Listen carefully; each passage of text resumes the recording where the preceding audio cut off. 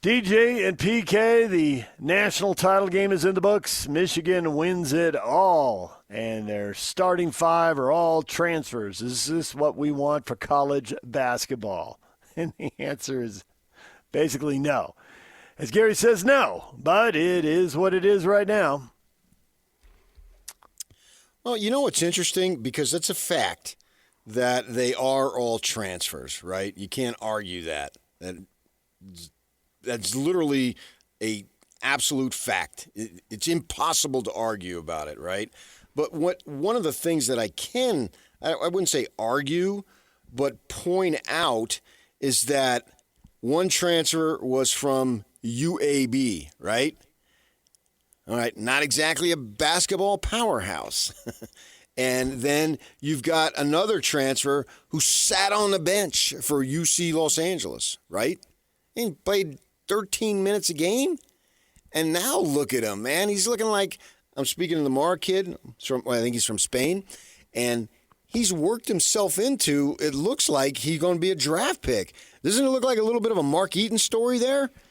Late bloomer. Well, big same guys. school. It happens. Yeah, you see. Decades apart, but sat on the bench. Now, he ends up transferring. I don't know, Mark would have maybe. The rules obviously were different in those days. Right.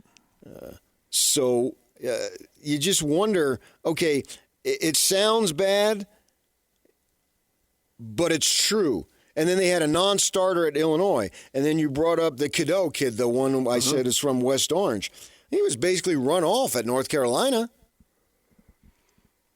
So if you're not wanted or if you're buried on the bench, why can't you transfer? That's not exactly, hey, we missed on all the recruits, but we got the most NIL money, so let's just go get the conference player of the year from 5 different conferences and build a team. Yeah, right, exactly. Even if it's a lower conference. Right. Because conference MVPs in lower conferences are probably pretty good players. Yeah, Scotty G was saying that that False Live Stain is the first time the Mountain West Conference Player of the Year has returned to his school. Obviously, he won't return to the league because the league's realigning. But it's the first time he's returned to the school since Sam Merrill. Well, yeah, last year was Dent at New Mexico, and he went to play for Cronin over there in Westwood. Yeah. And then I don't remember beyond that, but I remember last year. Well, and also you have seniors winning it, so they automatically wouldn't return. But nonetheless, there is a whole bunch of, if you can make an all-league team at a lower level, whatever it is, somebody's waiting to poach you. You could choose to return, but you can move on.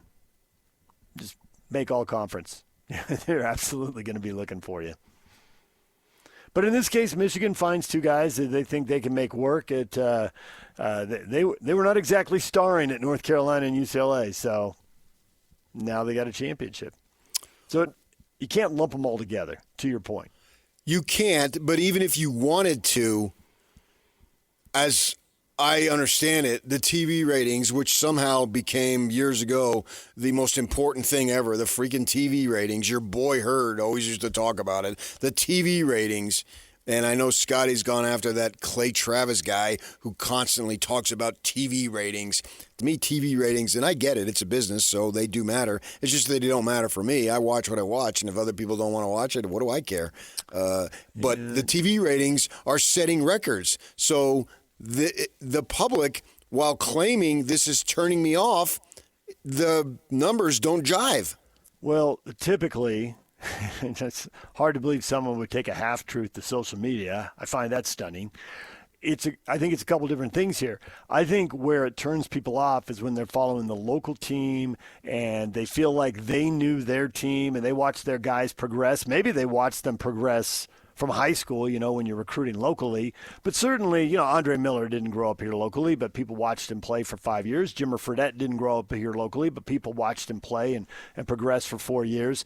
So with your local team, do you want to see these guys progress and their story? And when you're watching a national game, that's junior high stuff. Who cares? You didn't know Michigan anyway. You don't know all their guys and all their stories. You don't know UConn and all their guys and all their stories. So you flip it on, you're watching the brands at that point. So I think when it gets to these national tournaments and championships and how many people watch the title game, And you watch the title game because it's the only thing on. You're not sitting there because you know the storylines for all the guys on the team. Okay, fine. And in the local, BYU, we just talked about it. They jacked up the prices, and the place was packed. And they didn't have any local guys.